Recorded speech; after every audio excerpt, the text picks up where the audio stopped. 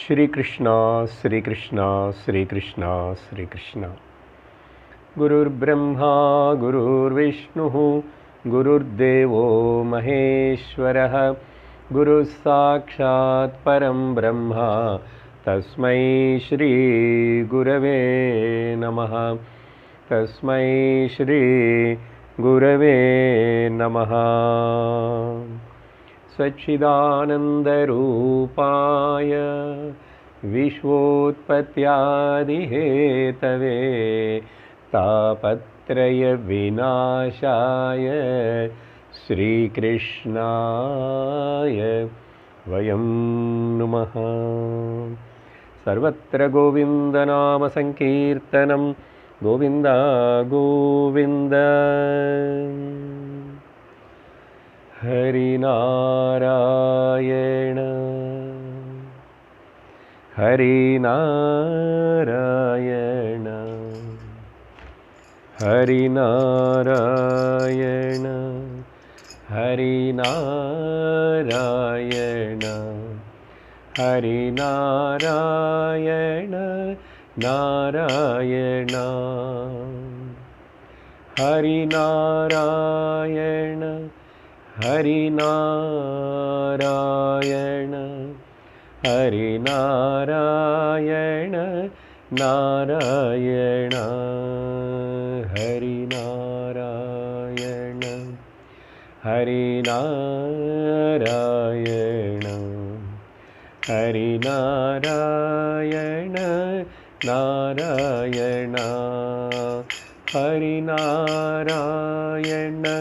हरिनारायण हरिनारायण नारायण हरिनारायण नारायण नारायण।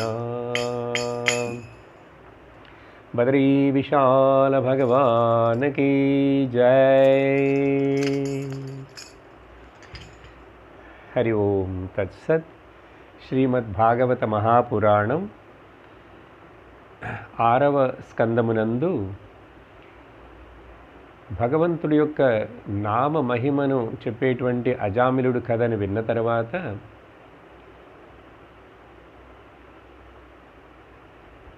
దక్ష ప్రజాపతి కథను కొంచెం విన్న తర్వాత ఇప్పుడు ఇంద్రలోకంలో దేవలోకంలో జరిగినటువంటి ఒక సన్నివేశం, ఒక కథ. ఇక్కడ ఈ ఉపాఖ్యానం, ఈ కథలో కూడా ఆ భగవంతుడి యొక్క స్మరణ మహిమ, భక్తుడి యొక్క గొప్పతనం, భగవన్ నామం యొక్క గొప్పతనాన్ని సూచించుటకు మరొక విషయాన్ని మనం వినటం మొదలుపెట్టాం.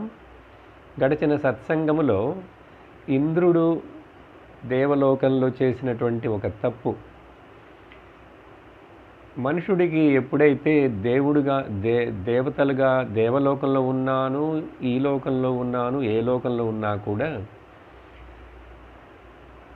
ధన సంపదల యొక్క, భోగముల యొక్క అహంకారం ఏర్పడినప్పుడు ఆ గర్వముతోటి ఆ మనుషుడు విర్రవీగిపోతాడు. గురువును లెక్క చేయడు, దేవుడిని లెక్క చేయడు.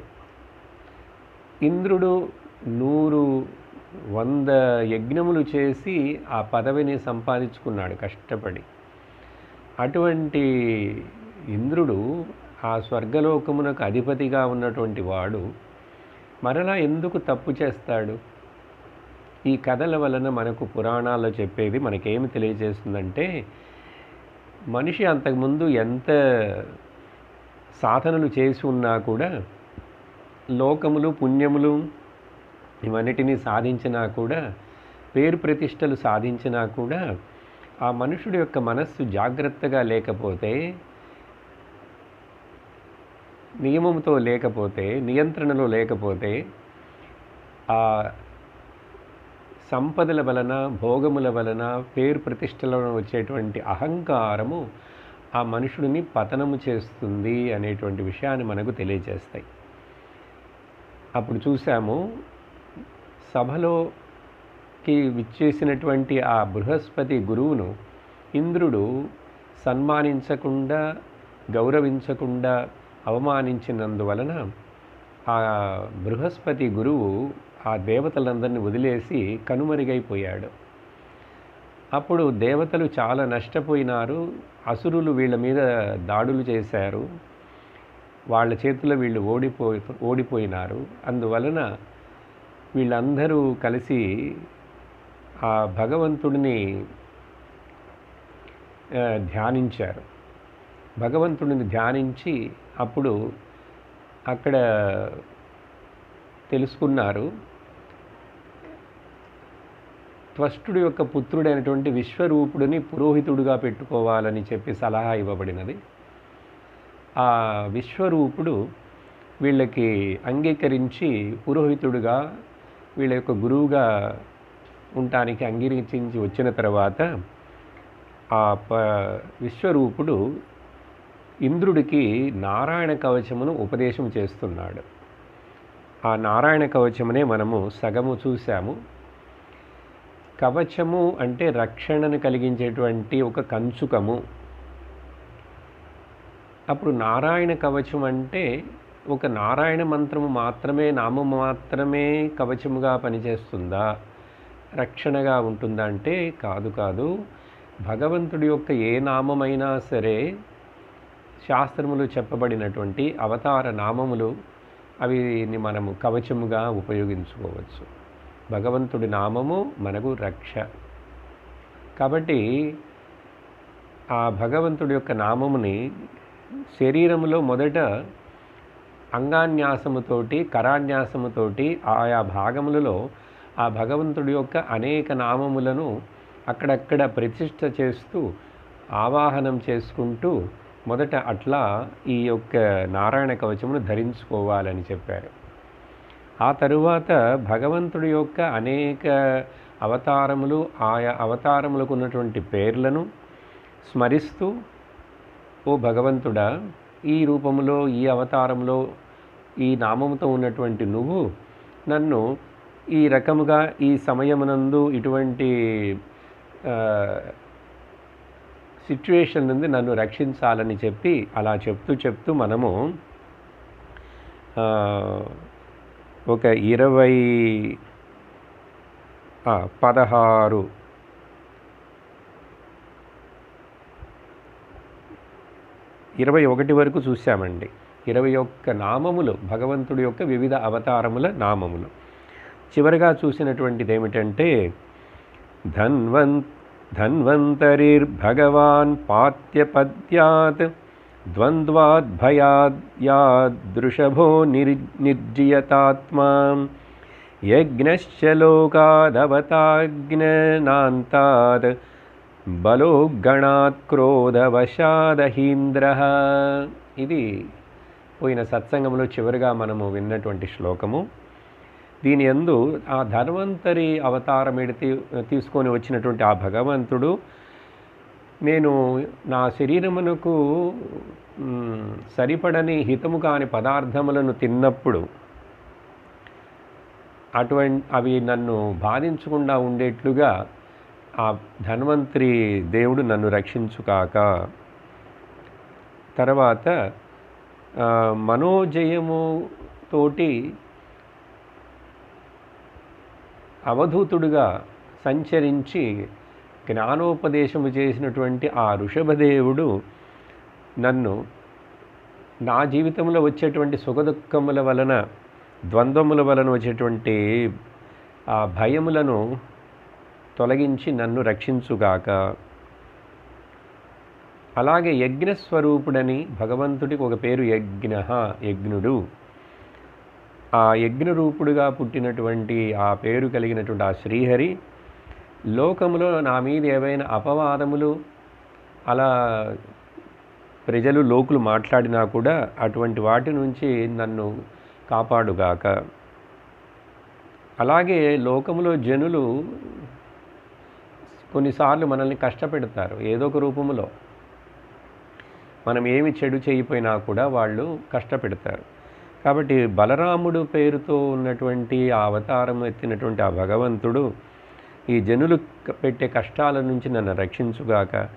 సర్పరాజు అయినటువంటి శేషుడు కూడా నేను కోపమునకు వశము కాకుండా ఉండేట్లుగా నన్ను అప్పుడప్పుడు ఆయా సమయంలో రక్షించుగాక అని చెప్పి ఆ శ్లోకమును చూశాం. ఆ తర్వాత ఈరోజు ఈ నారాయణ కవచం యొక్క ఇంకా కొన్ని శ్లోకములు మనం విందాం.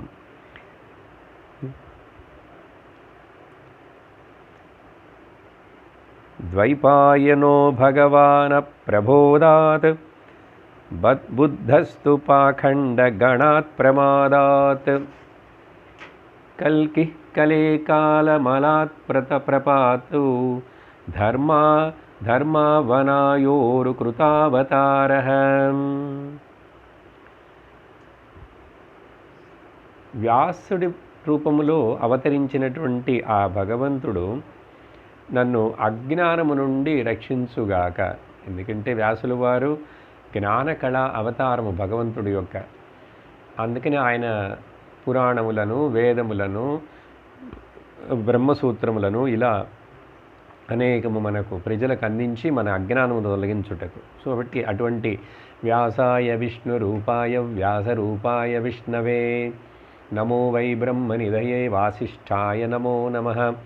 ఆ వ్యాసుడు నన్ను రక్షించుగాక అజ్ఞానము నుండి. అలాగే బుద్ధుడు, ఈ కథ ఎప్పుడో ఎక్కడో చెప్పబడినదైతే మరి ఈ బుద్ధుడు అనేది ఇక్కడ ఇప్పుడు మాత్రమే కలియుగంలోనే అవతారం అంటే, ఇలాంటి కలియుగాలు ఎన్నో వచ్చినాయి. ఎన్నోసార్లు భగవంతుడు ఈ అవతారాలను తీసుకున్నాడు. ఎన్నోసార్లు రాములు వారు, కృష్ణుడు పుట్టారు, అవతారాలు వచ్చినాయి పోయినాయి, ఎన్నెన్నోసార్లు జరిగినాయిట. కాబట్టి ఇది ఇప్పుడు జరిగినది ఇట్లాంటిది అనుకోకూడదు. ఆ రోజుల్లో అప్పుడు ఎక్కడో ఏదో కథలో ఇంద్రుడికి ఉపదేశం చేస్తున్నారు. నారాయణ కవచములు ఈ బుద్ధుడి పేరు ఎట్లా వచ్చిందని సందేహం రాకూడదు. ఆ బుద్ధుడు వేద విరుద్ధమైనటువంటి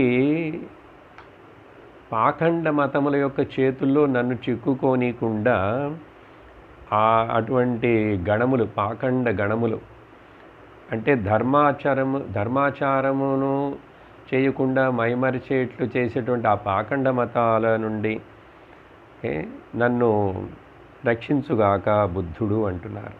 కానీ ఇప్పుడు పరిస్థితి చూస్తే ఈ బుద్ధ మతం వచ్చిన తర్వాత దానిలోంచి వచ్చిన కొన్ని భాగాలు, విభజనలన్నీ కూడా కొన్ని పాఖండ మతాలుగానే అయిపోయినాయి. తర్వాత పాఖండ మతములంటే వేద విరుద్ధమైనవని. సో బుద్ధుడు నన్ను అట్లా రక్షించుగాక అన్నారు. అలాగే ధర్మ రక్షణ కోసం మరలా ఈ కలియుగమునందు కూడా అవతరించబోయేటువంటి ఆ కలికి అవతారము, కల్కి కాలంలో కలికాలంలో వచ్చేటువంటి కలహము. కలి అంటేనే కలహం అండి. కలహం అంటే పోట్లాట, misunderstanding, wrong understanding, no understanding, అటువంటిది దోషం, కలహం. ఎక్కడెక్కడ ఏదో ఒక చోట ఈ మిస్అండర్స్టాండింగ్ వస్తూనే ఉండదు. అటువంటి కలి దోషముల నుంచి నన్ను బాగుగా రక్షించుగాక అని చెప్పిన తర్వాత మాం కేశవో గదయా ప్రాతరవ్యాద్ గోవింద ఆసంగవమాత్త వేణు నారాయణ ప్రాహ్ణ ఉదాత్త శక్తి మధ్యందినే విష్ణురధీంద్రపాణి.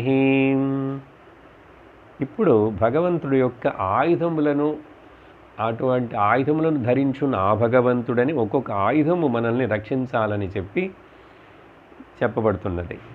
ముందు ఇప్పుడు వరకు అవతారాలు, ఆయా రూపములు చెప్పారు. ఇప్పుడు ఇక్కడ గదాధారి అయినటువంటి కేశవుడు, గదను ధరించినటువంటి ఆ కేశవుడు నన్ను ఉదయము సమయమునందు రక్షించుగాక. ఇప్పుడు కాలమును కూడా చెప్పబడుతున్నది. ఎందుకంటే ఒక రోజులో 24 గంటలు ఉన్నాయి.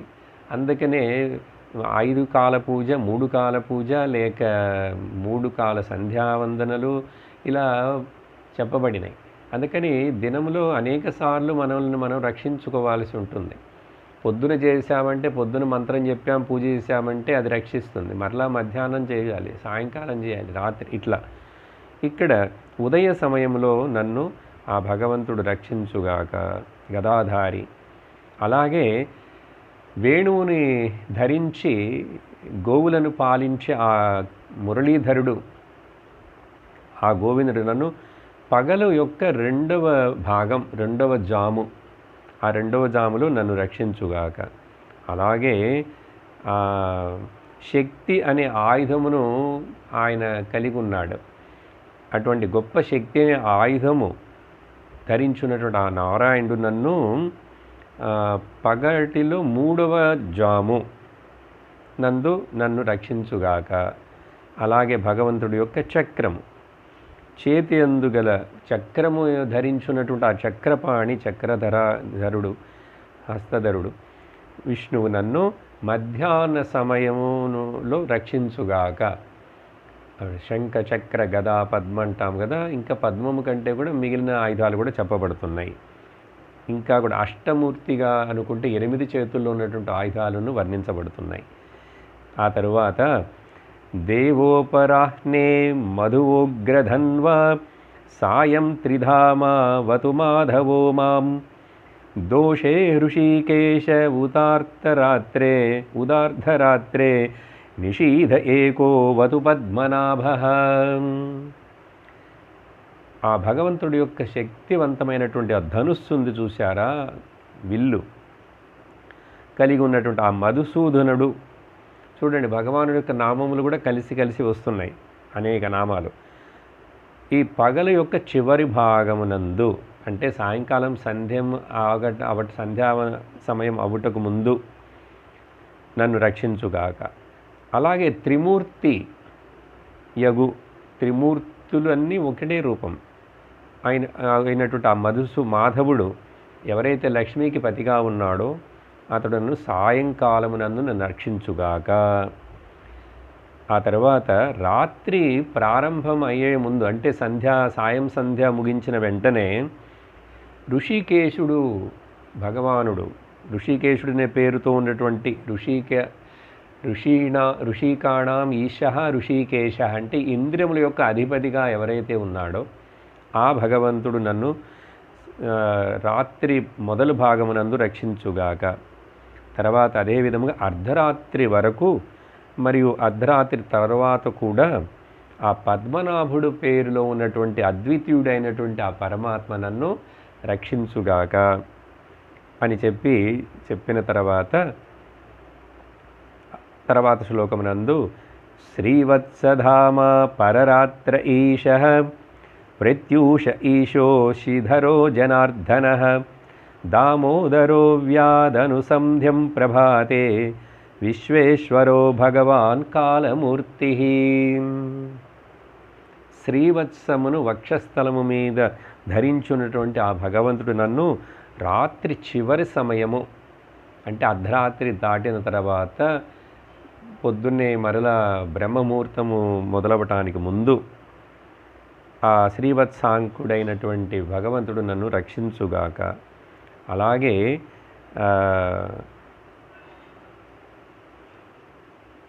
ఈ ఆయుధములన్నిటికీ పేర్లు ఉన్నాయండి. విష్ణు సహస్రనామంలో చూసామన్నీ.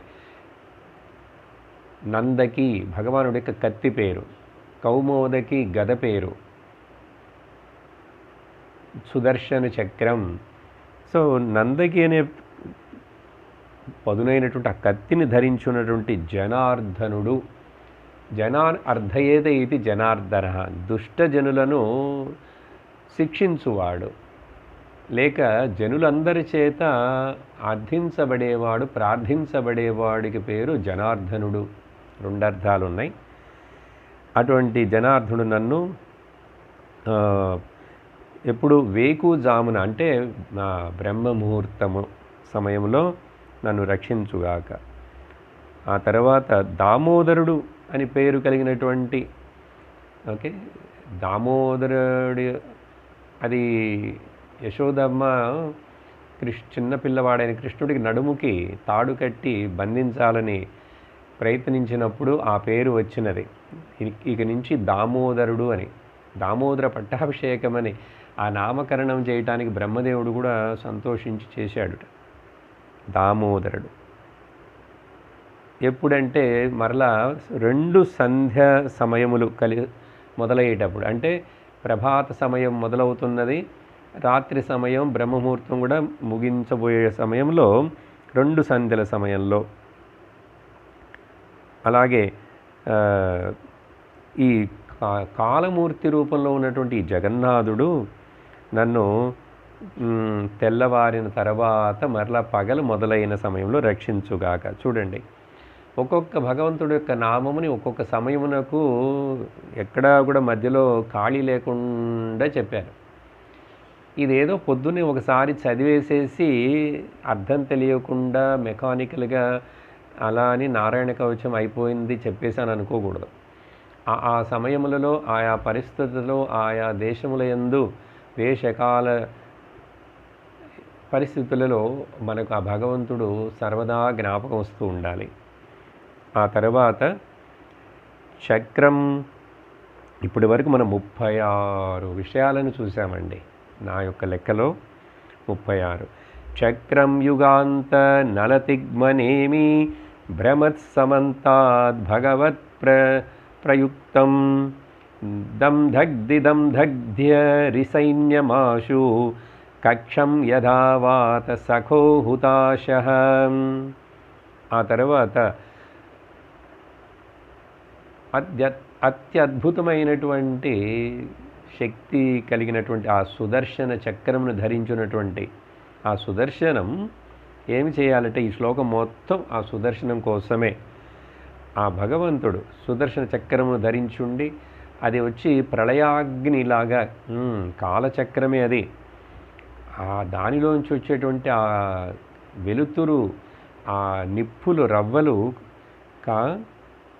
అది కలిగినటువంటి భగవానుడు అది ప్రయోగించగా అది అంతటా వ్యాపించుతూ అగ్నికి తోడై గడ్డిని ఎట్లాగైతే అది భస్మం చేస్తుందో, దం దగ్ధ్య, అలాగా ఈ నా శత్రువులందరినీ సైన్యమును ఈ సుదర్శన చక్రము తగులుబెట్టుగాక అంటారు. సుదర్శనమే నువ్వు నా శత్రువులందరినీ నాశనము చెయ్యి అని. తర్వాత శ్లోకమునందు మరలా ఆ కౌమోదకి గదకు స్పెషల్గా అక్కడ గదాధరుడు అని కేశవుడు, ఇక్కడ గదనే ఆయుధమునే నేరుగా ప్రార్థిస్తున్నాము. ఆ ఆయుధము నన్ను ఇలా రక్షించుగాకని.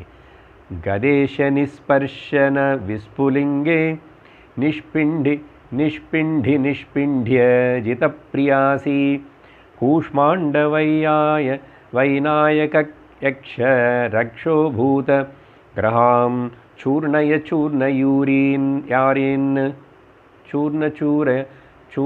చూర్ణయారీన్.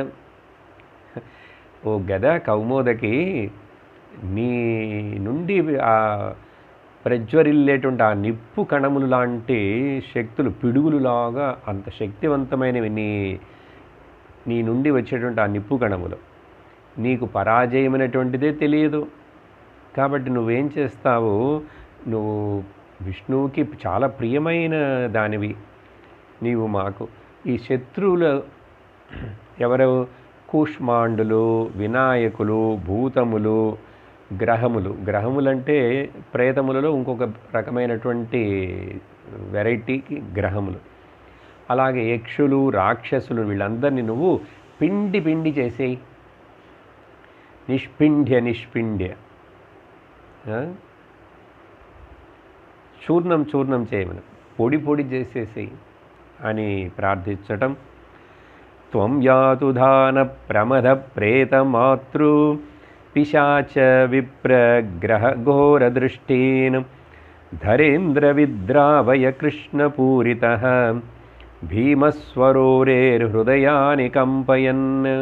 భగవంతుడి యొక్క చేతిలో ఉన్నటువంటి ఆ శంఖము, పాంచజన్యము, ఆ గొప్ప శంఖం, ఆ ధ్వనికి శత్రువులందరి హృదయాలు పగిలిపోతాయి, వణికిపోతాయిట. అప్పుడు నువ్వు అలా ఆ రాక్షసులను, ప్రమదగణములను, ప్రేతములను, మాతృకలు, అవి ఒక రకమైనటువంటి దుష్ట దేవతలు, శక్తులు, పిశాచములు, బ్రహ్మ రాక్షసులు మొదలగు క్రూరమైన వాళ్ళ చూపుల నుండి నన్ను రక్షించాలి. వాళ్ళ చూపు కూడా నా మీద పడకూడదు. కాబట్టి వాళ్ళ అటువంటి క్రూరమైన చూపు కలిగిన ఆ ప్రాణులందరినీ తరిమివేసేయి నువ్వు అని చెప్పి ప్రార్థించుతూ, త్వం తిగ్మధారా శివరారి సైన్యం ఈశ ప్రయుక్తో మమ చింది చింది చక్షూంసి చర్మన్ శతచంద్రఛాదయ ద్విషామఘోనాం హరపాపచక్షుషాం. ఇప్పుడు భగవానుడి యొక్క కత్తి గురించి,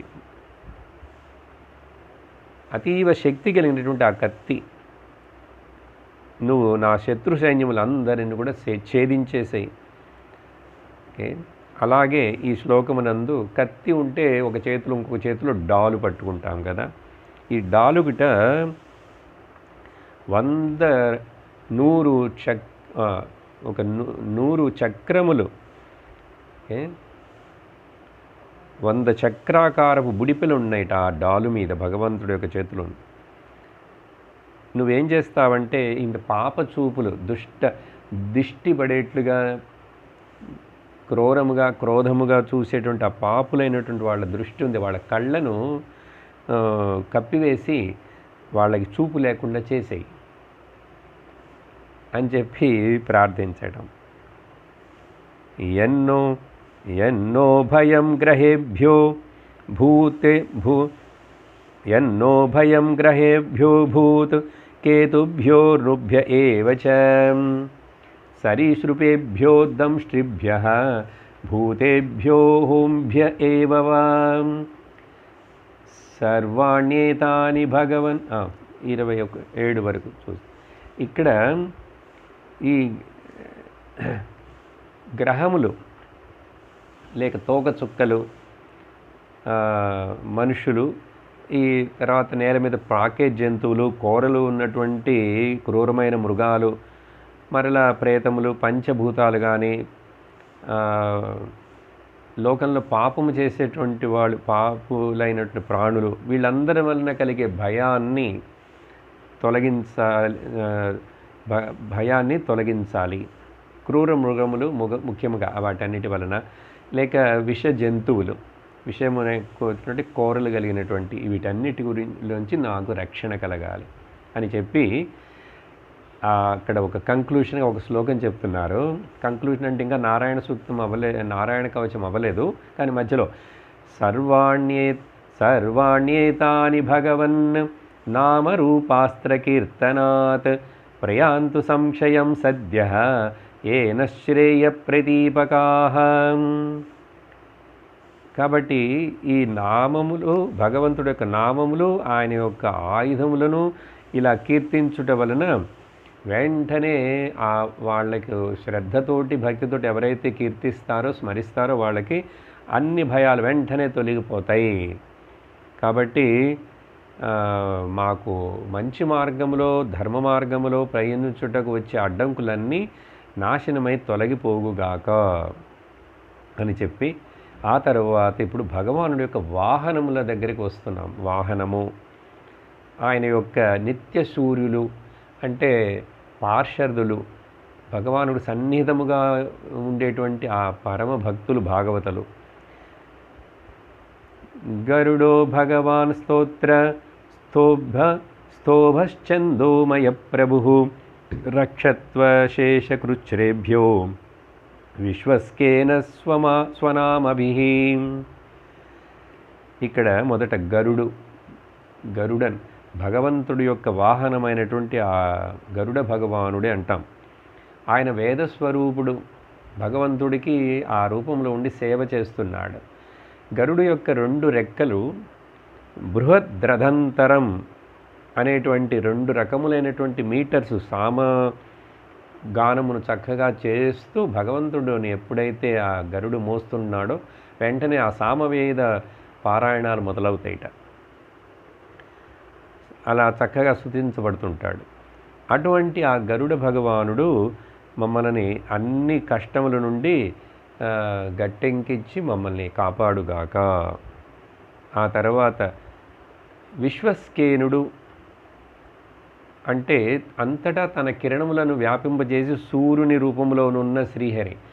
సూర్యుడికి మేబీ ఇంకొక పేరు విశ్వస్కేన అని అంటారు. భగవంతుడి యొక్క లేక శ్రీహరి యొక్క అత్యంత సన్నిహిత భక్తుడు, పార్షదుడు. ఈ ప్రభు యొక్క నామముల ప్రభావము ఎంత గొప్పదని ఆయనకు బాగా తెలుసు. కాబట్టి భగవంతుడి యొక్క నామముల ప్రభావముతో మమ్మల్ని రక్షించేట్టు ఆయన ఆశీర్వదించుగాక. విశ్వస్కేనుడు. విష్ణు సహస్రనామ ప్రారంభంలో కూడా ముందు శ్లోకాల్లో విశ్వస్కేనం తమాశ్రయే అని వస్తుంది.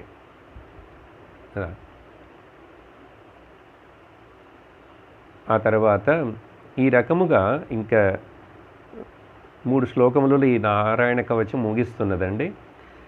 సర్వాపద్భ్యో హరేర్నామ రూపయానాయుధానినః బుద్ధీంద్రియ మన ప్రాణాన్ పాంతు పార్షదభూషణాః. ఇవి కూడా కంక్లూడింగ్ శ్లోకాల్లాగా ఉన్నాయి. ఇప్పుడు ఇక్కడ మొత్తం మనము ఆ విశ్వస్కేనుడి వరకు 43 విధములైనటువంటి భగవానుడి యొక్క నామములు, రూపములు, ఆయుధములు అన్నిటినీ చూసాం. అవన్నీ మనల్ని రక్షించుగాక. ఇప్పుడు దాన్ని మొత్తాన్ని కంక్లూడ్ చేసి చెప్తున్నప్పుడు ఈ భగవంతుడి యొక్క పేర్లు, రూపములు, వాహనములు, ఆయుధములు, ఆయన యొక్క అనుచరులు, వీళ్ళందరూ ప్రముఖులు ఏం చేయాలి? మా బుద్ధిని, ఇంద్రియములను, మనస్సును, బుద్ధీంద్రియ మన ప్రాణాన్, మా బుద్ధి చేత కానీ, ఇంద్రియముల చేత కానీ, మనస్సు, ప్రాణములన్నిటినీ ఎటువంటి ఆపదలు రాకుండా, మా చేత ఏ తప్పులు జరగకుండా ఉండేట్లుగా మమ్మల్ని రక్షించుగాక అని ప్రార్థించాలి. యదాహి భగవానేవ వస్తుతః సదసత్యయత్ సత్యేనానేవ న సర్వే యాంతు నాశముపద్రవాః. ఈ పంచమహాభూతములలో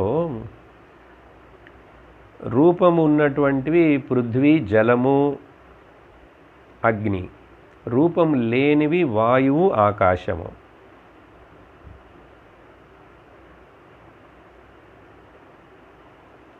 ఇవన్నీ కూడా వాస్తవముగా, నిజముగా భగవంతుడి యొక్క స్వరూపములే. భగవంతుడి యొక్క స్వరూపములు వేరే అని కాదు, ఇవన్నీ భగవంతుడే అని చెప్పి యథార్థం. కాబట్టి ఈ సత్యమును తెలుసుకున్నందువలన అంటే సర్వత్ర భగవంతుడే వ్యాపించున్నాడనేటువంటి ఈ సత్యమును తెలుసుకోవడం వల్ల మా ఉపద్రవాలన్నీ, మా కష్టాలన్నీ తొలగిపోవుగాక అని చెప్పి చివర ఒక 2 శ్లోకములు ముగించేటప్పుడు ఏం చెప్తున్నారు చూడండి.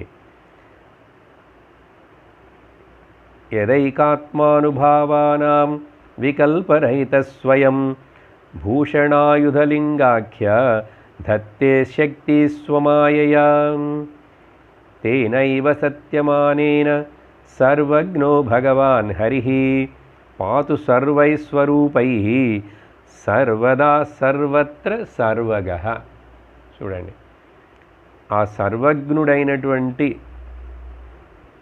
సర్వగః అంతటా వ్యాపించినటువంటి ఆ భగవానుడు సదా సర్వత్ర అన్ని చోట్ల అన్ని కాలములనందు.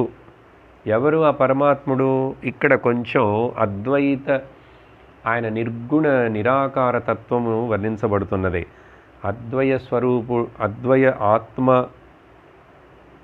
అనుభవము ఉన్నవారికి సర్వజ్ఞుడు.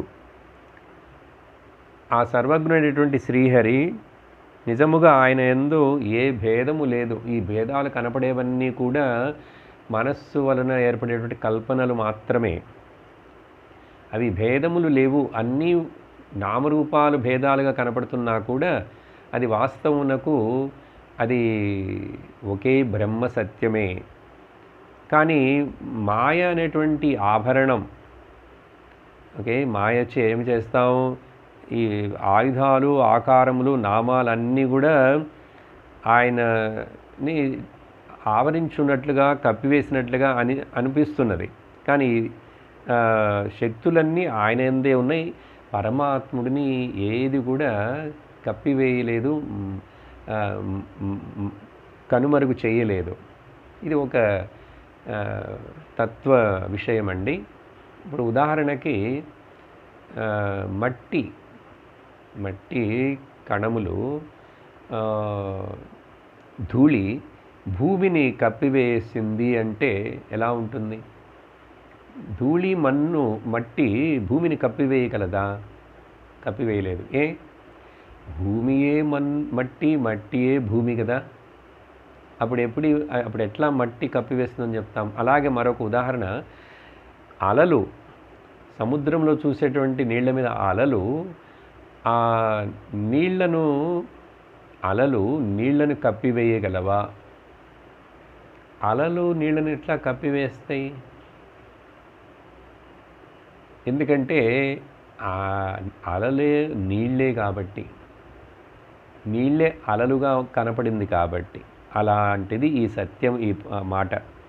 కాబట్టి అటువంటి భగవంతుడు ఆయన సత్ అసత్ రెండిటికీ ప్రమాణముగా ఉన్నటువంటి వాడు. అన్ని దేశకాలములందు సర్వత్ర సర్వదా సర్వగః, ఆ సర్వగుడు భగవానుడు హరి సర్వజ్ఞుడు మమ్మల్ని రక్షించుగాక అని చెప్పి ఈ నారాయణ సూక్తం చక్కగా విస్తరించి మనము అన్ని శ్లోకాలని చదివాము. అది మనల్ని అందరినీ నిరంతరం మన మనస్సులో ఈ విషయాలని జ్ఞాపకం ఉండి మనల్ని ఆ భగవత్ చింతనలోనే ఉండేట్లు చేస్తే భగవంతుడి యొక్క చింతనే రక్ష అన్ని దుఃఖముల నుండి, బాధల నుండి. ఇలా ఇంద్రుడికి ఆ నారాయణ రూపమైనటువంటి కవచాన్ని విశ్వరూపుడు చెప్పి వినిపించాడు. అప్పుడు ఆ నారాయణ కవచమును తీసుకొని ధరించిన తర్వాత అతడు యుద్ధము చేసి రాక్షసులను జయించాడు అని చెప్పి సుఖదేవులు వారు చెప్తూ ఇప్పుడు ఫలశ్రుతిని చెప్పి దీనిని ఇంకొంచెం పొగడటానికి, దీని యొక్క గొప్పదనాన్ని, శక్తిని ఒక శ్లోకమునందు ఒక ఉదాహరణ ఇస్తున్నారు. ఇతిహాసంలో ఎప్పుడో జరిగిందిట.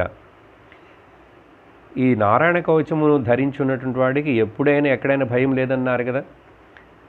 ఇమాం విద్యాం పురా కశ్చిత్ కౌశికో ధారయన్ ద్విజః యోగధారణయా స్వాంగం జహౌస మరుధన్వని. ఒక కాలంలో కౌశికుడు అనే ఒక బ్రాహ్మడు ఉన్నాడుట. ఆయన ఈ నారాయణ కవచమును ధరించాడు. దాని వలన చాలా ఫలమును పొంది యోగశక్తితోటి ఆయన చివరి దశలో ఆయన శరీరాన్ని ఒక ఎడారి ప్రదేశంలో అలా వదిలేశాడుట. వదిలేసిన తర్వాత అది అక్కడే మట్టిలో కలిసిపోయి ఆయన అస్థికలు మాత్రమే అక్కడ మిగిలి ఉన్నాయి. ఒకరోజు ఏమైందిట, గంధర్వలలో వాళ్ళ అధిపతిగా ఉన్నటువంటి చిత్రరథుడు అంటే చాలా గంధర్వులలో అతి సుందరమైనటువంటి వాడు. భగవద్గీతలో భగవంతుడు గంధర్వానాం చిత్రరథ అహం అని భగవంతుడు ఆయన యొక్క విభూతిని గురించి చెప్పుకునేటప్పుడు అక్కడ ఆ పదాన్ని, ఆ విషయాన్ని జ్ఞాపకం చేశారు. గంధర్వానాం అహం చిత్రరథ. ఆ చిత్రరథుడు ఒకసారి ఆయనతో ఉండేటువంటి ఆ స్త్రీలందరితోటి కులాసాగా, బాగా జల్సాగా, ఆనందంగా ఒక విమానంలో ఆకాశంలో అలా వెళుతూ ఉంటే ఈ బ్రాహ్మణుడు మరణించినటువంటి ఎడారి ప్రదేశము మీద అట్లా కరెక్ట్గా ఆ విమానం అటు వచ్చినప్పుడు ఆ విమానము తల్లకిందులైపోయి కిందకి లాగబడి ఆ విమానంతో పాటుగా ఆ చిత్రరథుడు అందరూ కూడా కింద పడిపోయారు. ఏమిటి ఇలా జరిగింది, ఎందుకు జరిగింది అనే ఆశ్చర్యపోయి తర్వాత చింతిస్తున్నప్పుడు అప్పుడు అక్కడ వాలఖిల్య ఋషులు అనే కొంతమంది ఉన్నారు.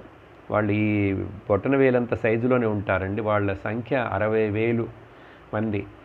వీళ్ళే సూర్యుడు రథంలో ప్రయాణం చేస్తున్నప్పుడు అంతరిక్షంలో ఆ రథమునకు ముందు వీళ్ళు వెనక్కి నడుస్తూ బ్యాక్ వాకింగ్ చేస్తూ ఆ భగవంతుడిని స్తుతిస్తారుట ఈ 60,000 మంది వాలఖిల్య ఋషులు. వీళ్ళ కథ ఎక్కడో భాగవతంలోనే కొంచెం చెప్పబడినది.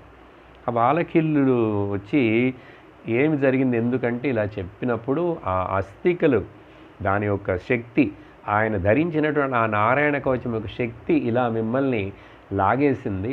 కాబట్టి ఈ అస్థికలను తీసుకుని వెళ్ళి మీరు ఆ సరస్వతి నదిలో కలిపేయండి అని చెప్పి సలహా ఇస్తే ఆ చిత్రరథుడు అట్లా చేశాడు అని ఈ ఫలశ్రుతి కోసం ఈ కథ చెప్పబడింది. మధ్యలో చివరికి ఈ అధ్యాయం ముగించేటప్పుడు శ్రీశుక ఉవాచ య ఇదం శృణుయాత్ కాలే యో ధారయతి చాధృతః తం నమశ్యంతి భూతాని ముచ్యతే సర్వతో భయాత్. ఫలశ్రుతికి సుఖదేవులు వారు ఒక శ్లోకమును చెప్తున్నారు. ఏమిటంటే, ఎవరైతే దీనిని ఏదో ఒక్కసారైనా కూడా ఏదో ఒకప్పుడు విన్నాడు అంటే, తర్వాత దానిని ఆదరించి సాదరముగా భక్తి శ్రద్ధలతోటి చెప్తూ ధరించాడంటే, అంటే ఉపాసన చేశాడంటే, అట్టి వాడికి లోకంలో అన్ని ప్రాణులు వినయంతో ఉండి నమస్కరిస్తాయిట. ఆ నారాయణ కవచం ధరించిన వాడి దగ్గర అంత వినయం అతని దగ్గర ఉంటుంది కాబట్టి అన్ని ప్రాణులు కూడా ఆయన దగ్గర వినయముగా తల ఉంచి నమస్కరిస్తాయిట. తర్వాత ఆ నమస్కరించేటువంటి ఆ ప్రాణులు మనుషులు ఎవరైనా వాళ్ళందరికీ వాళ్ళకి భయము నుండి విముక్తి ఏర్పడుతుంది.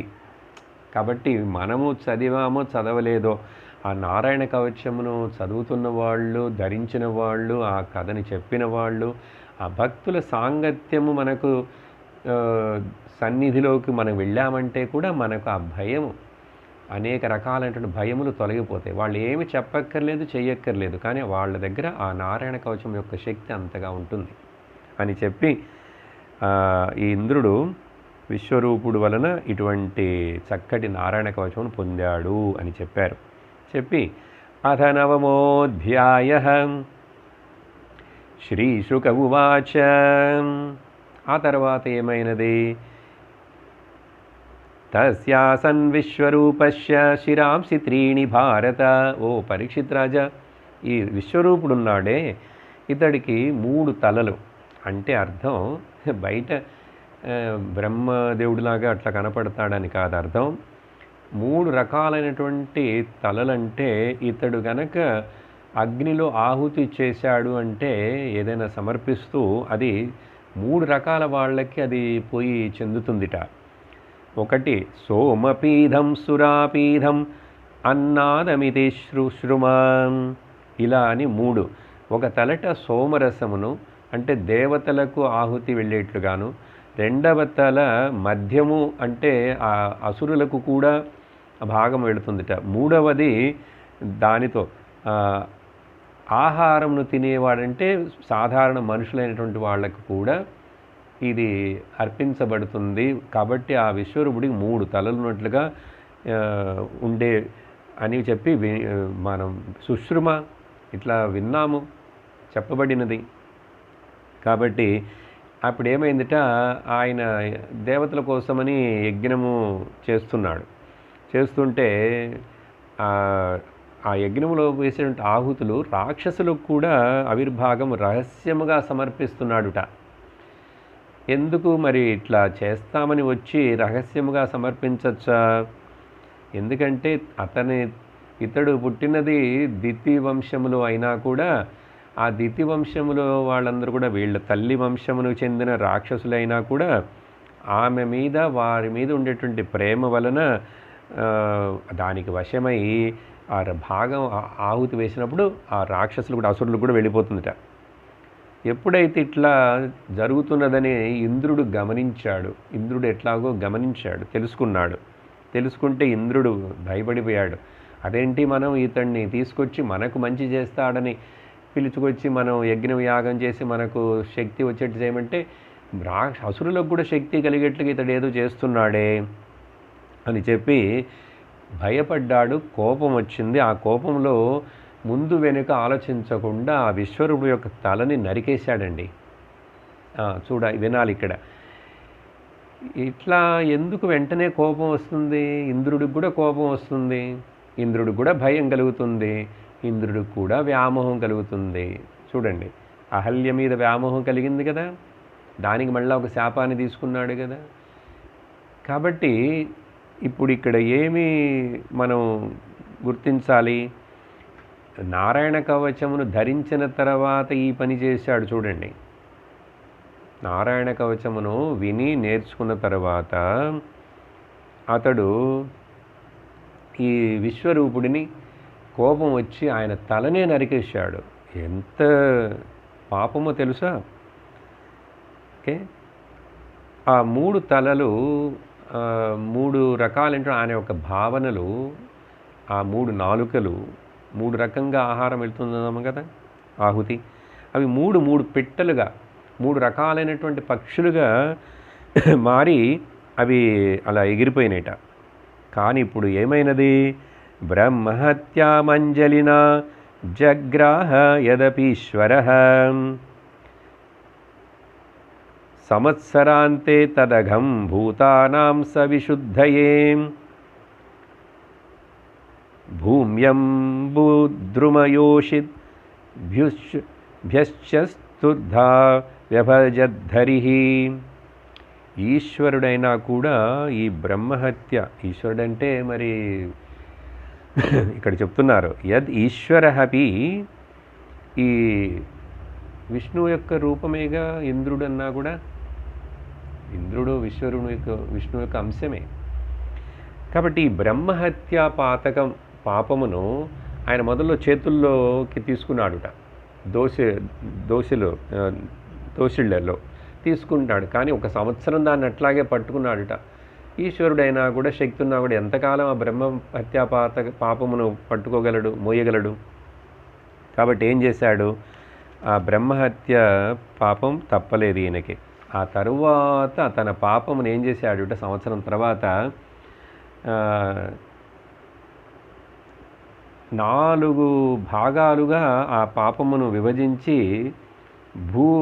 భూతలము యొక్క పరిశుద్ధి కోసం, చూడండి మరలా దీంట్లో కూడా ఒక ప్రయోజనం ఉంది. భూతలం యొక్క పరిశుద్ధి కోసం, ఎందుకంటే ఆకాశాన్ని శుద్ధి చేసేందుకు అవసరం లేదు భూతలమును. ఆ పాపాన్ని ఏం చేశాడుట? 4 పేరుకి పంచిపెట్టాడుట. ఎవరెవరికి? నీళ్లకు, నేలకు, నీటికి, చెట్లకు మరియు స్త్రీలకు 4 భాగాలు. ఏమిటి 4? ఎట్లా పంచిపెట్టాడు? దాని యొక్క ఫలితం ఏమిటి అనేది కొంచెం విందాం. భూమిస్తురీయం జగ్రాహ ఖాతపూరవణేన వై ఈరిణం బ్రహ్మహత్యాయ రూపం భూమౌ ప్రదృశ్యతే. భూమికి ఎక్కడైనా బాగా పెద్ద, దీంట్లో ఒక్కొక్కళ్ళకి ఆ పాపాన్ని ఇస్తున్నప్పుడు వాళ్ళకి ఒక పాజిటివ్, ఒక నెగిటివ్ 2 ఉండేట్లుగా దాంట్లో భగవంతుడు, ఆ ఇంద్రుడు పాపం ఇచ్చినప్పుడు జరుగుతున్నది. ఏమిటంటే, ఒకటి భూమి ఎక్కడైనా గుంటపడి పెద్ద గుంటగా అట్లా ఉన్నా కూడా అది ఆ గొయ్యి తనంతట తానే పడేట్లుగా వరం తీసుకుంది భూమి.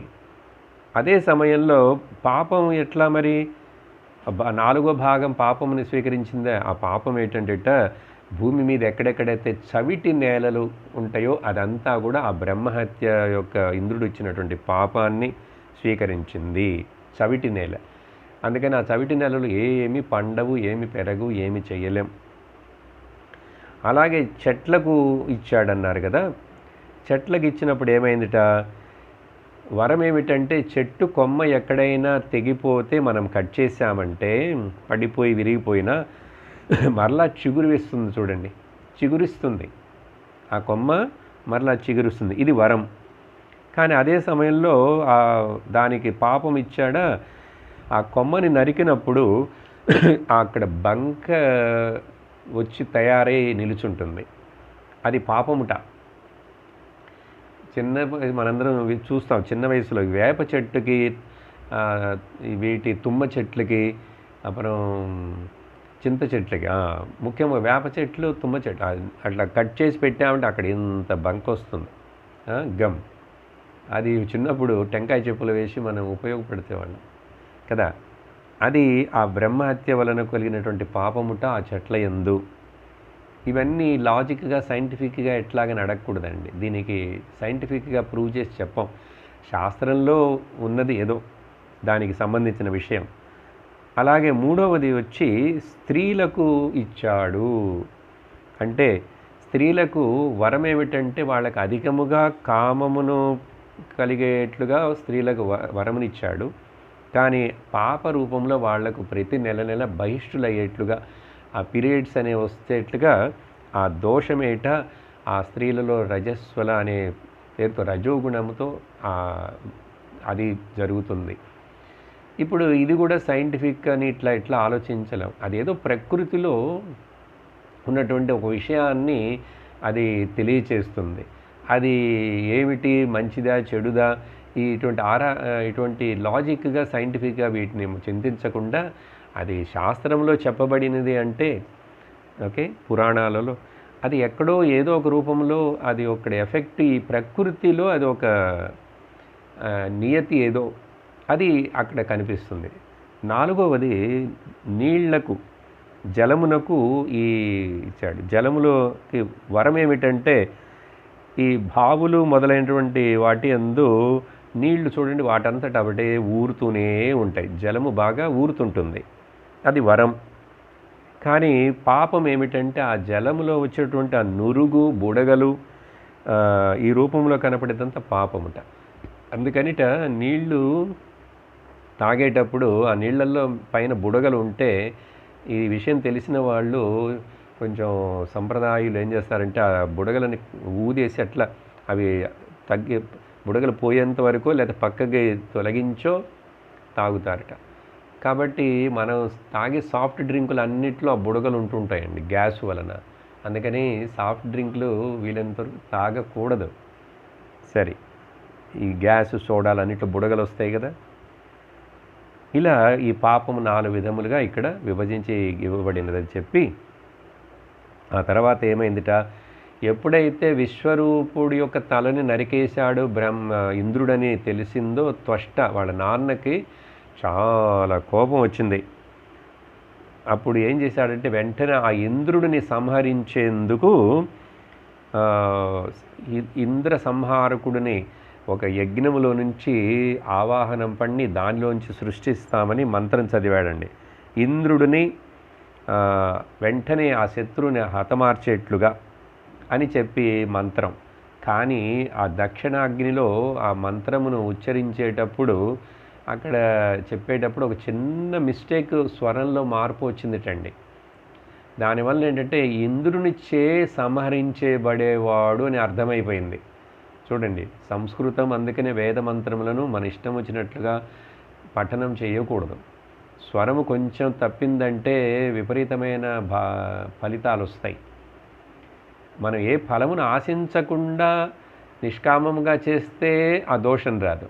కానీ ఏదో ఫలం ఆశిస్తూ దానికోసం ఇది చేస్తున్నాం, అది చదువుతున్నాం, అది సరిగ్గా చదవలేదంటే అది తప్పు అవుతుంది. ఈ రోజుల్లో చూస్తే గాయత్రి మంత్రం చూసారా, ఆ ఒరిజినల్ స్వరమునికి సంబంధం లేకుండా వేరే ఏదో విధముగా సినిమా పాటలాగా పాడి అందరి ఇళ్లలో ఎక్కడ చూసినా అది ఆ మిషన్లో పెడితే అదే పాడుతూనే ఉంటుంది. దాని యొక్క ఫలితం ఏమిటనేది ఇండైరెక్ట్గా ఎట్లా ఎవరికి ఏం జరుగుతుందో మనకు తెలియదు. ఇదెல்லாம் చాలా సూక్ష్మమైన విషయం, కానీ శాస్త్రంలో చెప్పబడినది. ఈ ఒక చిన్న స్వర మిస్టేక్ వలన ఏమైంది, ఇంద్రుడు సంహరించబడేవాడని అయిపోయింది అర్థం. అప్పుడు సరే దాంట్లోంచి పుట్టాడు. ఆ భయంకరమైనటువంటి ఒక ఆకారముతోటి ప్రళయకాలంలో అగ్ని అంతా కూడా జ్వలించేటప్పుడు ఎట్లా ఉంటుందో ప్రళయకాల రుద్రుడులాగా ఒక నల్లటి భయంకరమైన రూపం. ఆ రూపాన్ని గురించి చాలా వర్ణించి ఇక్కడ అతడి చేతిలో అతడు శరీరం ఆకాశాన్ని తగిలి అంటుకుండేట్లుగా ఉందిట. నల్లని రంగు కలిగి జుట్టంతా రాగి జుట్టులాగా ఉండి గడ్డాలు మీసాలతో కళ్ళన్నీ అగ్ని గోళములాగా జ్వలిస్తున్నాయి. చేతులు పెద్ద శూలం ఉందిట. ఆ శూలము ఆకాశాన్ని గుచ్చుతున్నదా అనేట్లుగా అతడి కోరలన్నీ కూడా భయంకరంగా ఉన్నాయి. అతడు మళ్ళీ ఆవలిస్తున్నాడు. ఆవలిస్తే ఆకాశాన్నే ఇతడు త్రాగేస్తాడో మింగేస్తాడో అన్నట్లుగా ఉందిట. అంతటి ఆ భయంకరమైన ఒక రూపము వచ్చింది దాంట్లో నుంచి. ఆ రూపము, అతడికి పేరు వృత్రాసురుడు. మనం ఇప్పుడు ఆ వృత్రాసురుడు యొక్క చరిత్ర కథను, వృత్రాసుర ఉపాఖ్యానం అది మొదలు పెడుతున్నాం. కాబట్టి ఆ త్వష్టపుత్రుడిని చంపినందువలన మరలా ఇంకొక పుత్రుడు లాంటి వాడినే పుట్టించాడు ఈ కార్యమును సాధించుటకే. అతడు చాలా క్రూరంగా భయంకర ఆకారంలో వచ్చున్నాడు కాబట్టి, అంతటా ఆవరించినట్లుగా పెద్ద రూపం ఉంది కాబట్టి లోకం అంతా చీకటైపోయేంతగా భయంకరంగా ఉందిట. అందువలన అతనికి వృత్రుడు అంటే ఆవరించున్నవాడిని అర్థం. అప్పుడు ఎప్పుడైతే ఈ ఆకారాన్ని చూశారో దేవతలందరికీ చేతులు కాళ్ళు వణికిపోతున్నాయి, అందరికీ గుండెదడ వచ్చేసిందిట, అంత భయంకరంగా ఉన్నాడు. వెంటనే శత్రువులందరూ వీళ్ళేం చేశారు, దేవతలు అతడి మీద ఆయుధాలను, అస్త్రాలను, శస్త్రాలను వదలటం మొదలుపెట్టారు. అన్నిటిని మింగేస్తున్నాడు ఆ వృత్రాసుడు. అతని యొక్క తేజస్సు ముందు, శక్తి ముందు వీళ్ళు నిల్చోలేకపోయారు.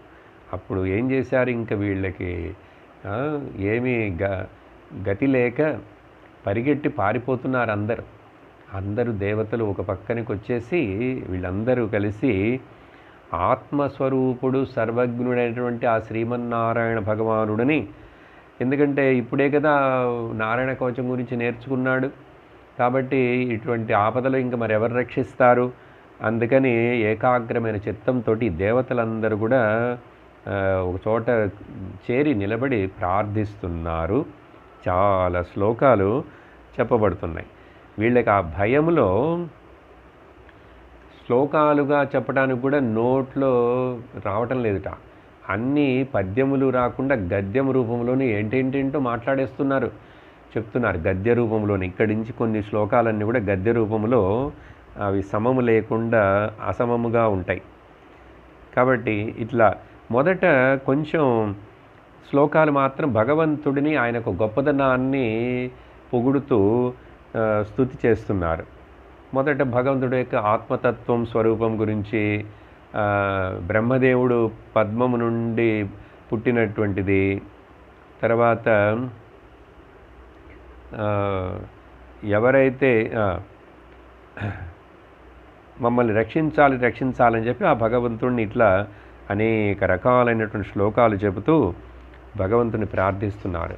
ఆ ప్రార్థించి అట్లా చేస్తున్నప్పుడు మధ్యలో శ్రీ శుక ఉవాచ, ఎప్పుడైతే దేవతలు ఇలా ప్రార్థించారో ఆ పడమర దిక్కులో నుంచి భగవంతుడు శంఖచక్ర గదాబ్జ శోభిత దివ్య చారు చతుర్భుజం, జయ జయ నారాయణ నారాయణ హరి హరి, లక్ష్మీ నారాయణ నారాయణ హరి హరి, హరి హరి హరి హరి, హరి హరి హరి హరి, జయ జయ నారాయణ నారాయణ హరి హరి, జయ జయ నారాయణ నారాయణ హరి హరి. అత్యద్భుతమైనటువంటి ఆ దివ్యమంగళ రూపం భగవంతుడు, ఆయన చుట్టూ అందరూ పార్షదులు కీర్తిస్తూ సేవిస్తుండగా శ్రీవత్సాంకుడైనటువంటి కౌస్తుభమణిని ధరించున్నటువంటి పీతాంబరుడైనటువంటి నీలశ్య మేఘశ్యాముడైనటువంటి ఆ శ్రీహరి భగవానుడు అక్కడ వాళ్ళకి దర్శనమిస్తే భగవంతుడు దర్శనమిచ్చాడు.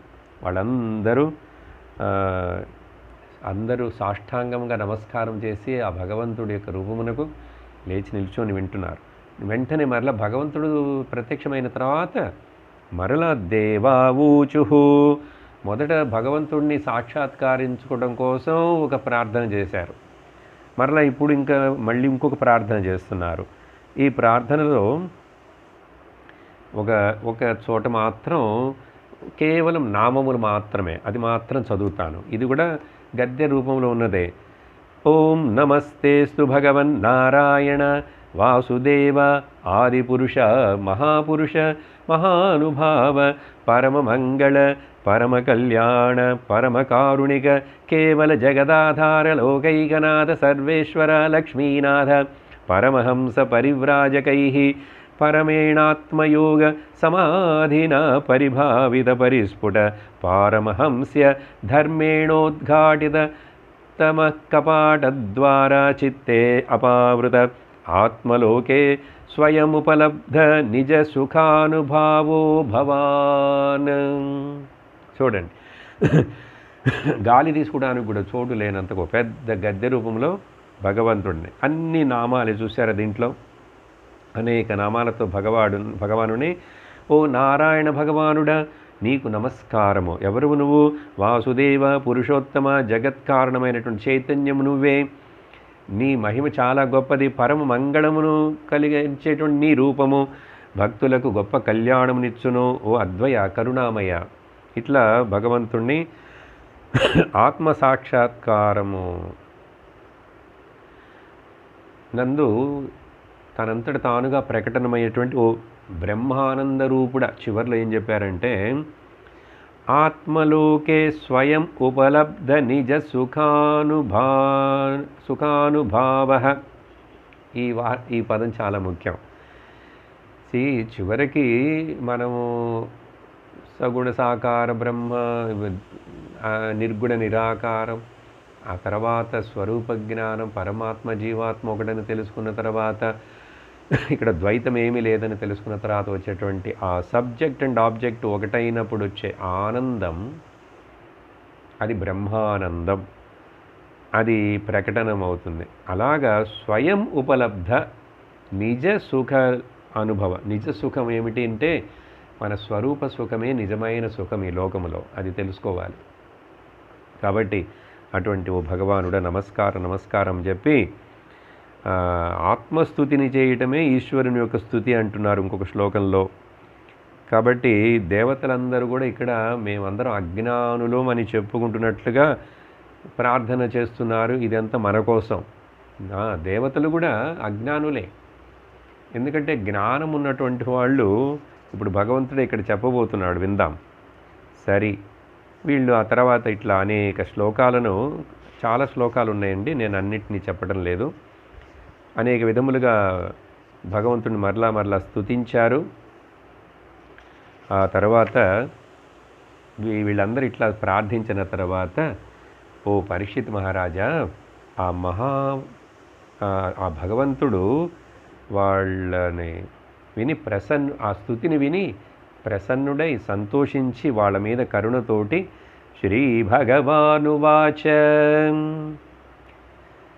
భగవంతుడు మాట్లాడుతున్నాడు, చెప్తున్నాడు వాళ్ళతోటి. ప్రీతోహం వసురశ్రేష్టా మధుపస్థాన విద్యయ ఆత్మైశ్వర్య స్మృతి పుంసాం భక్తిశ్చైవ మయామయీ. ఓ దేవతోత్తములారా, మీరు చేసినటువంటి స్తుతి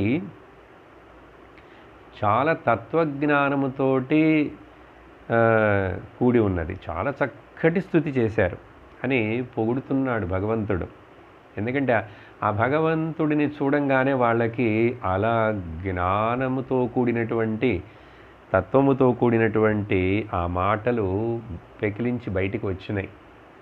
ఇంత తత్వమును తెలిసిన వాళ్ళు ఇప్పుడు భగవంతుడు ఇక్కడ వాళ్ళని క్రిటిసైజ్ చేసి ఒక మాట చెప్పబోతున్నాడు, జాగ్రత్తగా వినండి.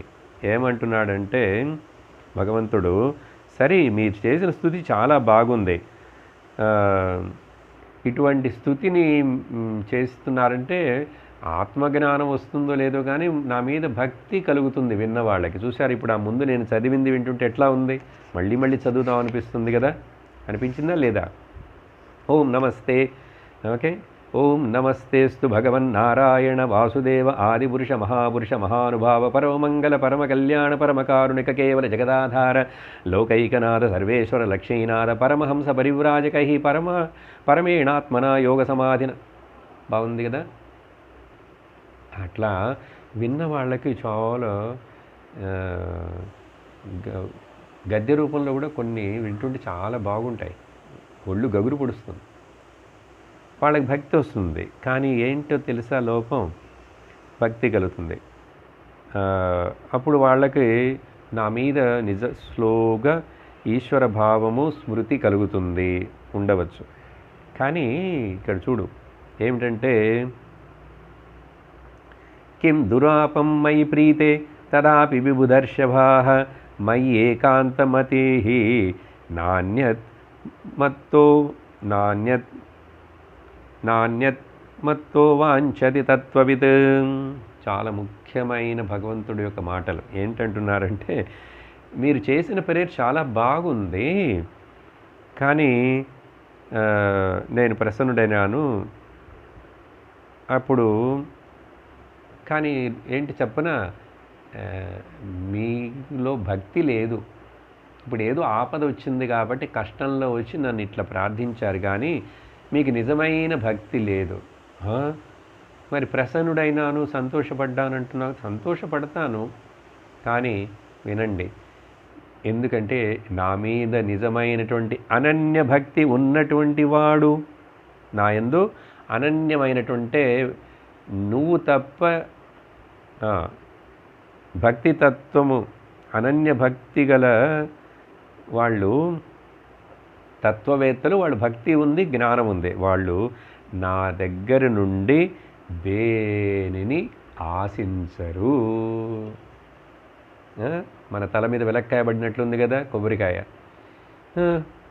మనమందరం వెళ్ళేది భగవంతుడి దగ్గరికి ఎందుకు? తిరుపతి వెళ్ళేది, అక్కడికి వెళ్ళేది, ఇక్కడికి వెళ్ళేది, అన్నిటికీ భగవంతుని ఏదో అడగాలి, ఏదో ఆశించాలి. అది చేసి పెట్టి మా అమ్మాయికి పెళ్ళేట్లు చెయ్యి, మా అబ్బాయికి ఉద్యోగం అట్లు చేయి, ఆరోగ్యం సరిగా ఉండేట్లు చెయ్యి, మా అత్తగారి గొడవ తగ్గేట్లు చెయ్యి, ఇట్లా అమెరికాకి పోవటానికి వీసా వచ్చేట్లు చెయ్యి, బిజినెస్లో బాగా డబ్బులు రావాలి, ఇలాగే కదా అడుగుతారు అందరు భక్తులు. భగవంతుడు చెప్తున్నారు, వాళ్ళు నిజమైన భక్తులు కాదు. భక్తులే కానీ నిజమైన భక్తులు కాదు. వాళ్ళకి కూడా నేనేదో ఇవ్వాల్సింది ఇస్తుంటాను, చేస్తుంటాను. ఎందుకంటే ఆర్తో జిజ్ఞాసురర్థార్థి జ్ఞానీచ భరతర్షభ, ఇట్లా అన్ని రకాల వాళ్ళు 4 రకాలుగా భక్తులు నా దగ్గరకు వస్తుంటారు. కానీ వాళ్ళలో జ్ఞాని చాలా ఉత్తముడైనటువంటి వాడు భక్తుడు. ఆ పరమభక్తుడు, జ్ఞాని భక్తుడు ఏమిటి లక్షణం? నా దగ్గర నుంచి ఏమీ అడగడు. మరి మీరు ఇప్పుడు ఏదో అడగటానికి నా దగ్గరకు వచ్చారు, ఓకే పర్వాలేదు, I'm not worrying about it, you are good people only, బాగానే ప్రార్థన చేశారని భగవంతుడు ఇండైరెక్ట్గా, చూడండి ఇండైరెక్ట్ వార్త చాలా ముఖ్యం. ఏంటి తర్వాత ఇంకొక శ్లోకంలో ఏం చెప్తున్నాడంటే భగవంతుడు, ఇది తెలుసుకోవాలి. న వేద కృపణశ్రేయ ఆత్మనో గుణవస్తుదృక్ తస్య తానిచ్చతో యచ్చేద్ యది సోపి తథావిదః. Very important. వృషభగీతములో చెప్పినటువంటి ఒక ఇన్స్ట్రక్షన్ అలాంటిది ఇక్కడ వస్తున్నది. నేరుగా సాక్షాత్ శ్రీమన్నారాయణుడు చెప్పేస్తున్నాడు.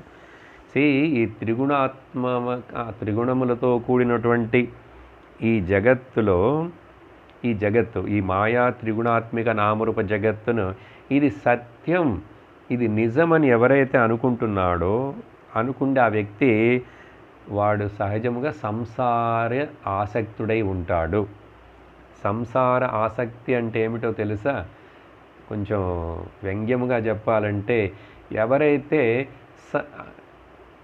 Many times who says some sorry, ఏం భాగవతం వినటం లేదు, నాకు టైం లేదండి, ఏం భాగవతం అంటే లేదు, భాగవతం అంటే నేనేదో కృష్ణుడు కదే అనుకున్నాను, మీరేంటి ఇన్ని రోజులు ఇదే మాట్లాడుతున్నారు, మధ్య మధ్యలో తత్వం అంటారు, ఏమిటేంటో వేదాంత విషయాలని చెప్తున్నారు, ఉన్నదే కదా చెప్తున్నాను, లేనిదా చెప్తున్నాను.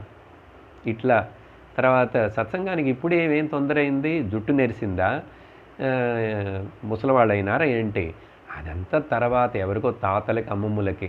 మనం సినిమాకి వెళ్దాం, మాల్కి వెళ్దాం, రోజు సత్సంగం వద్దు, ఏమొద్దు, టీవీ చూసుకుంటూ సెల్ ఫోన్ చూసుకుంటూ కాలక్షేపం చేస్తుంటే డబ్బులు, జల్సాలు, రిసెప్షన్లు, తినటం, గుడ్డలు కట్టుకోవడం, సొమ్ములు ధరించటం, ఇవే వాళ్ళని గురించి భగవంతుడు చెప్తున్నాడు, సంసారాసక్తుడు.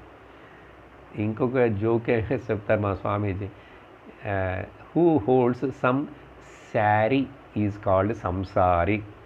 అంటే స్త్రీ లోలుడు, స్త్రీకి లోలుడై ఉండేటువంటి వ్యామోలు ఉండేవాడు హూ హోల్డ్స్ ది సంసారి ఈజ్ కాల్డ్ సంసారి. కాబట్టి అటువంటి వాడికి ఏది హితమో వాడికి తెలియదు. జాగ్రత్తగా వినండి, చివర ముగించేస్తున్నాము ఈ రోజుకి భగవంతుడి మాటలు. వాడికి ఏది హితమో తెలియదు, వాడికి ప్రియమైనది చేసుకుంటుంటాడు. ఐస్ క్రీమ్ తింటే చాలా బాగానే ఉంటుంది, మరి పళ్ళు పుచ్చిపోతాయా, లేకపోతే షుగర్ పెరుగుతుందా అనేది చూసుకోవద్దు. కాబట్టి ప్రియముగా ఉన్నదంతా మంచివి కాదు, ఓకే, ప్రియముగా లేనిటువంటివన్నీ చెడ్డవి కాదు. హితము ఏమిటనేది చూసుకోవాలి. హితమా నీకు కాదా, నీకు శ్రేయస్సా, అది ప్రేయస్సుని కలిగిస్తుందా? శ్రేయస్సు కలిగించాలి కదా, కానీ లోకంలో తెలియదు. అలా తెలియని వాడికి వాడి కోరే భోగాలన్నిటిని కనుక ఇచ్చాననుకో, భగవంతుడు తన గురించి మాత్రం చెప్పట్లేదు. ఒక పిల్లవాడికి అడిగినవన్నీ ఇస్తుందమ్మా, వాడికి పడవు, అది వాడికి అవి చెడ్డవి అని ఇచ్చినప్పుడు అమ్మ ఇస్తుందన్నీ ఇవ్వదు. పిల్లవాడు అడిగినాను సరే, అమ్మకు తెలుసు వాడికి ఏది హితమని. అలాగే అలా ఇవ్వకుండా ఎవరైనా ఏ అమ్మ అయినా అన్నీ తినుడా, అన్నీ తాగు, ఇది వేసుకు అని ఇస్తుందా? నిజమైన తల్లి ఎవ్వరు ఇవ్వరు. అలాగే నిజమైన గురువు కూడా ఇటువంటి మనుషుడికి నేను వీపూదిస్తాను, నీకు మంత్రం ఇస్తాను, నీకు ఈ కర్మ చెయ్యి, ఇది చేస్తే ఇది జరుగుతుందని ఎట్లా వాడిని మరలా కర్మలోకే నెడుతూ హితముగా అనేటువంటి కర్మలనే చేయించితే ఎట్లా ఉంటుంది? కర్మను ఉపదేశిస్తే, మనుషుడికి జ్ఞానం ఇస్తే వాడు మోక్షం పొంది ఒడ్డెక్కుతాడు. ఈ చిన్న చిన్న కర్మలు చేస్తుండటం వల్ల మనిషికి జ్ఞానం రాదు, మోక్షం రాదు కదా. అవన్నీ కొంతకాలం, కొంతవరకే. అలా చెప్పకుండా ఇవ్వకుండా వాళ్ళకి ఏది నచ్చుతుందో అది ఇద్దామని చెప్పి ఎవరైనా గురువు కానీ, తల్లి కానీ, తండ్రి కానీ ఇస్తే ఏమిటో తెలుసా? ఆ ఇచ్చేవాడు కూడా అజ్ఞాని. భగవంతుడు తను తానే తిట్టుకుంటున్నట్లుగా చెప్తాడు. ఇప్పుడు ఇది ఇండైరెక్ట్గా మనకు సూచన. అందుకని నేను అమ్మ, గురువు, తండ్రి ఇవన్నీ చెప్పాను. కాబట్టి ఎవరైనా అట్లా ఇస్తే, ఇంకొక శ్లోకంలో కూడా భగవంతుడు ఏం చెప్తున్నాడంటే, మోక్షము పొందుటకు ఆత్మజ్ఞానము కావాలి. ఓకే, మరలా ఒక గురువు అనే స్థానంలో ఉండి ఆధ్యాత్మిక మార్గంలో నడుస్తున్నానని చెప్తున్నటువంటి ఎవరైనా ఒక సాధువో, సన్యాసో, స్వామియో, గురువో మరలా తన దగ్గరకు వచ్చేటువంటి ఆ మనుషులకు, భక్తులకు, శిష్యులకు కర్మలనే ఉపదేశిస్తూ ఉంటే, గురు పైర్చి చెయ్యి, గురు రాహు దోషం పండుకో, రాహు గ్రహానికి శనికి ఇది చేసుకో, ఆ తర్వాత ఇది చేయి కర్మలనే చెప్తూ ఉంటే, హితము కానివి ఇవి చెప్పి వాళ్ళని అట్లా మోసగించచ్చా? వాళ్ళకి నచ్చుతుందో లేదో మంచిది చెప్పాలి. భగవంతుడు ఉదాహరణ ఇంకోటి ఏమిస్తున్నాడు తెలుసా? సపోజు ఒక మనుషుడికి, రోగికి, వాడికి శరీరానికి సరిపడినటువంటి ఆహారమును రోగి అడిగినా కూడా వైద్యుడు సరి తిను అని అంటాడా? నిజమైన వైద్యుడు పథ్యము వద్దు, ఏమొద్దు, నీకు ఇష్టం ఉందా, తాగుతావా, తాగి మాంసం తినాలా, తినేసేయి అని చెప్తాడా? డాక్టర్ చెప్తాడా? ఆ పేషెంట్ యొక్క మంచిని కోరేటువంటి డాక్టర్ అయితే అలా చెప్తాడా? చూడండి, భగవంతుడు ఆ ఉదాహరణ ఇస్తున్నాడు. భిషక్ అంటున్నారు. భిషక్ అంటే డాక్టర్. నేను శ్లోకం చదవలేదు, ఇది మీకు. రోగిణో పథ్యం వాంఛతో హి భిషక్తమః. అలా ఇచ్చేవాడు అతడు డాక్టర్ కాడు కదా, సరైన డాక్టర్ కాదు. కాబట్టి ఏంటి చెప్తున్నారు అర్థం అంటే, నేను అందుకని అడిగినవన్నీ ఇవ్వను, కానీ మీరు ఇట్లా అడుగుతున్నారు, సరి మీ యొక్క ప్రారంధం కర్మ అని చెప్పి భగవంతుడు ఏమిటి మార్గం అని చెప్పి ఆయన ఒక సలహా ఇస్తున్నారు. భగవంతుడు ఏమిటి ఆ సలహా అని చెప్పి నిలిపేస్తాను. మీరు వెంటనే దదీచి మహర్షి దగ్గరికి వెళ్ళాలి. చాలా శక్తి తపశ్శాలి అయినటువంటి ఆ దదీచి దగ్గరికి వెళ్ళి, ఆయన ఉపాసన, వ్రతము, తపస్సులన్నీ చేసిన దృఢమైన దేహం ఉన్నవాడు ఆయన. ఆయన దేహాన్ని అడగండి అన్నారు. దేహాన్ని అడగంటే అర్థం ఆయన వెన్నుపాముని, వెన్నెముకని అడగండి అన్నారు. ఆర్గన్ డొనేషన్ ఏదైనా చేస్తాడో అని. ఆ తర్వాత ఏమైనది, వీళ్ళు వెళ్ళి ఏమడిగారు, ఎట్లా సంపాదించారు, ఎందుకు ఆ దధీచి యొక్క వెన్నెముక, అవన్నీ మనం వచ్చే సత్సంగంలో విందాం. ఓమానందం ఓమానందం ఓమానందం సచ్చిదానందం ఓమానందం బ్రహ్మానందం ఓమానందం ఆత్మానందం